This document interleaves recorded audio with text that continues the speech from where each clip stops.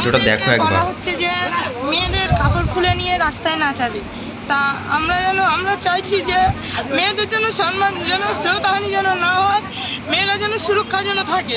শুভেন্দু তার কাছে হাত জোড় করে একটুখানি নিবেদন জানাবো যে উনি যেন মেয়েদেরকে যেন সুরক্ষা দেয়, এই পথটা যেন উনি যেন করে দেয়। শান্তি চাই আমরা।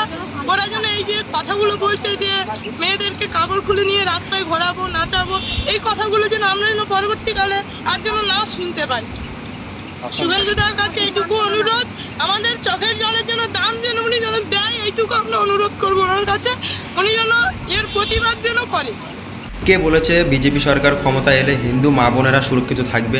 যদি তাই হতো তাহলে সন্দেশখালীতে এটা কি হচ্ছে? ডাইরেক্ট হুমকি দিচ্ছে হিন্দু মা বোনেদের জামা কাপড় খুলে রাস্তায় নাচাবো। কতটা নিচু মানসিকতার মানুষেরা, তাহলে ভাবো তোমরা একবার। এখনও সময় আছে, এর একটা আইনত ব্যবস্থা হোক। আর এই ভিডিওটা এত বেশি করে শেয়ার করো যাতে প্রত্যেকটা মানুষের কাছে পৌঁছায় আর আমাদের মাননীয় মুখ্যমন্ত্রীর কাছে পৌঁছায়। জয় শ্রীরাম।